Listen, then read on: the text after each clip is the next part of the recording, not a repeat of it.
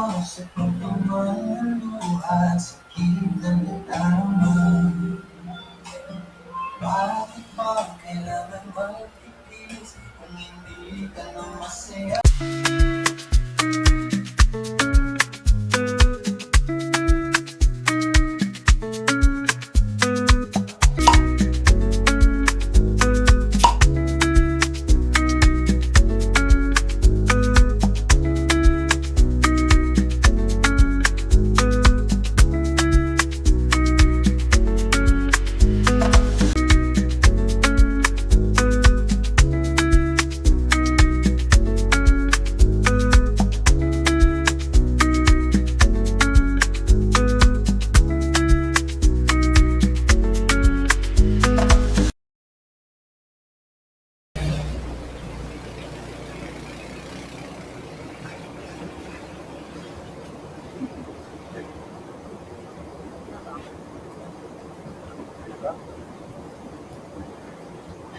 Hindi ako makaupo dito.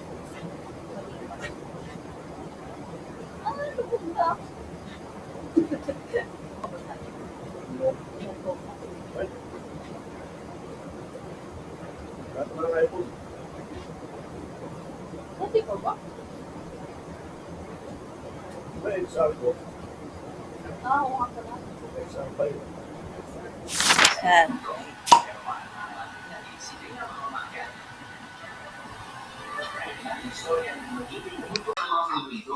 Kain. Happy 4 years, my loves. I love you. So, be careful sa gilid. So, kung gusto mong mag-picture sa gilid, nakaapak lang sa mga ugat ng kahoy.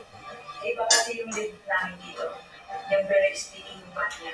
So, habang gumagalaw na sa Tahimik ka ba? Hindi ko nga bigla akong narapat sa siya.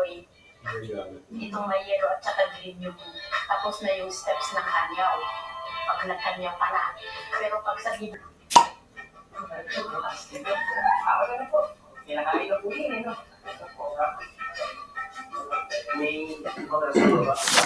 Hello guys, good morning. So, as you can see, nasa ibang lugar kami.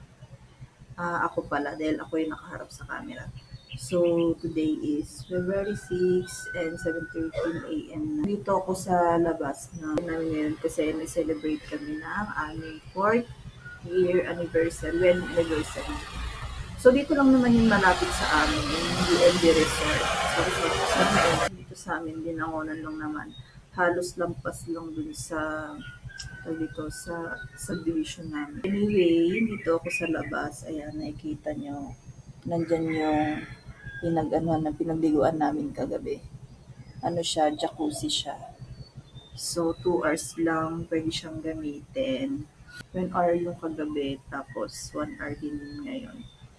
Ipapaon na lang namin after namin mag-breakfast. Eto, mura lang din naman yung kinuha namin dito. Mga ano lang, 3.5 lang siya, mura lang siya. 3.5 nga pala noon is may free breakfast na. So, kaya komportable kami sa ano namin, higaan namin. Naantay na lang namin yung breakfast namin. And then, kakain na kami. Tapos, maliligo ulit kasi yung check-out namin dito is 1 p.m. pa naman. So, susulitin na namin. Mamaya ipapabuksan ko yung jacuzzi. sa injection treatment, ano sickness, sure na ako. Yeah. Parang nag-i-crave ako na.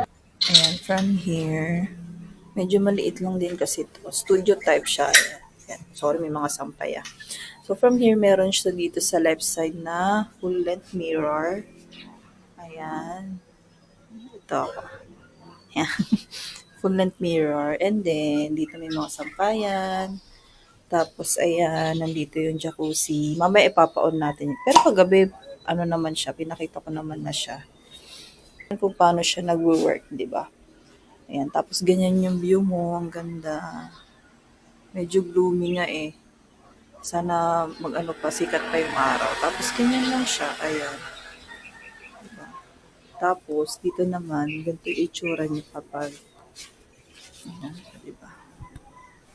Ayan, full na mirror siya. Full mirror. So, wala naman masyadong kapitbahay, kaya carry lang yan. Tapos ganyan siya sa labas. Sana sumikat palalo yung araw para mas maganda. Tahimik dito. Kaya nakatulog kami ng maayos.